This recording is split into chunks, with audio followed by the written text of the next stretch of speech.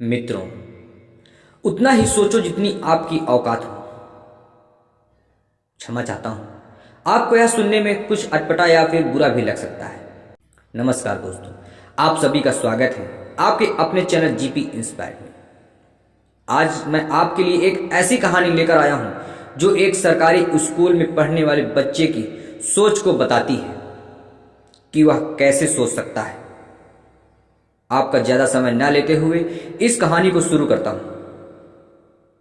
अगर आप अभी हमारे चैनल में नए हैं तो चैनल को सब्सक्राइब करके बेल आइकन प्रेस कर लीजिए। एक बच्चा था, सरकारी स्कूल में पढ़ता था। जाहिर सी बात है, उसके पिता गरीब थे, उसको प्राइवेट स्कूल में नहीं पढ़ा सकते थे। एक दिन उस बच्चे के दिमाग में आया कि मैं देखना चाहता हूं कि मेरे पिताजी कैसी नौकरी करते हैं और कहां जाते हैं। यही बात उसने अपने पिता को बताई। उसके पिता ने उसको जवाब दिया कि ठीक है, तुम कल मेरे साथ चल सकते हो। अगले दिन सुबह बच्चा अपने पिता के साथ चला गया। जैसे ही वहां पहुंचा तो कुछ देर बाद उसने देखा कि उसके पिता बड़ी बड़ी आलीशान गाड़ियों की सफाई करते हैं। यानी कि उसके पिता का काम महंगी महंगी गाड़ियों को साफ करना है। यह देखकर उसके दिमाग में एक सपने का जन्म हुआ। वह सपना देखता है कि एक दिन मैं भी अपने पिताजी को बड़ी बड़ी गाड़ियों में बैठाना चाहता हूं। मैं नहीं चाहता कि यह जिंदगी भर इन गाड़ियों की सफाई करते रहें। कुछ टाइम बीत गया। अब वह बच्चे सरकारी स्कूल में पढ़ता था। एक दिन उनकी मैडम ने अपने सपनों के बारे में निबंध लिखने को कहा। सभी बच्चों ने निबंध लिखे। इस बच्चे की निबंध लिखने की बारी आई तो उसके दिमाग में सपना चल रहा था, उसी के बारे में लिख डाला। अब जब परिणाम की बारी आई तो सभी बच्चों को पास कर दिया गया, लेकिन इस बच्चे को मैडम ने फेल कर दिया। अपने पास बुलाकर कहा कि जितनी तुम्हारी औकात हो उतना ही सपना देखो और उतना ही लिखो। जो चीज तुम्हारे बस में है ही नहीं, जो चीज तुम कभी कर ही नहीं सकते, उसे लिखने से क्या फायदा हो सकता है। तुम्हें इसके बारे में जानकारी नहीं हो, मैं तुम्हें एक मौका और देती हूं। आज रात को तुम निबंध फिर से लिखो और अगले दिन मुझे वापस बताना। वह बच्चा रात भर सोचता रहा कि मेरी गलती क्या है। मैंने कहीं कोई गलती तो नहीं की। लेकिन अगले दिन सुबह उसने वही निबंध अपनी मैडम को दे दिया, क्योंकि उसका दिल नहीं मान रहा था कि आखिरकार मैडम ने उसको फेल कर दिया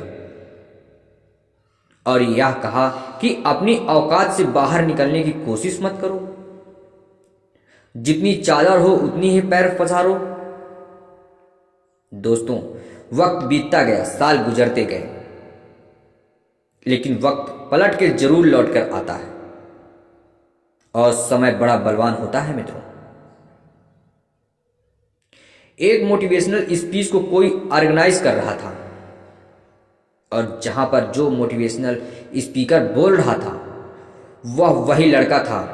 वह अपनी दास्तां सुना रहा था कि किस तरीके से एक सरकारी स्कूल की मैडम ने मुझे बड़े सपने देखने के लिए रोका और आज मैं यह कर पाया। जो आप सोच सकते हो वह आप कर सकते हो। यहां पर वह मैडम भी बैठी हुई थी, लेकिन उनकी उम्र ढल चुकी थी। वह अपनी मैडम के पास जाता है और उनके चरण स्पर्श करता है और बोलता है, मैडम, आपने मुझसे कहा था कि जितनी औकात हो उतना ही सोचो।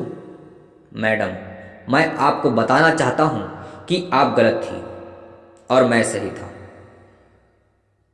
मेरी सोच हमेशा बड़ी थी।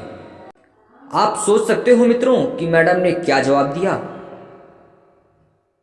अरे, मैडम के पास जवाब देने लायक कुछ था ही नहीं।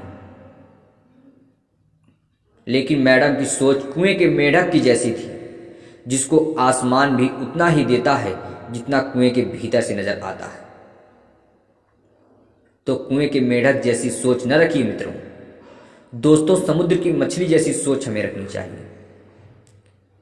कुल मिलाकर इस कहानी का तात्पर्य यही है कि बड़ा सोचना चाहिए। जो हम सोच सकते हैं वह हम कर सकते हैं, इसमें कोई दो राय नहीं है। नाकामयाबी का रोना वह लोग रोते हैं जिनको अपने सपनों पर भरोसा नहीं होता, जिनको अपने खुद के ऊपर भरोसा नहीं होता। जितनी जानकारी मैं इस कहानी के माध्यम से आपको दे सकता था मैंने आपको सुनाई। फिर भी अगर कोई भूल हुई हो तो मैं क्षमा चाहता हूं और आशा करता हूं कि यह कहानी सुनकर आपको अच्छा लगा होगा और आपको भी इससे मोटिवेशन मिला होगा।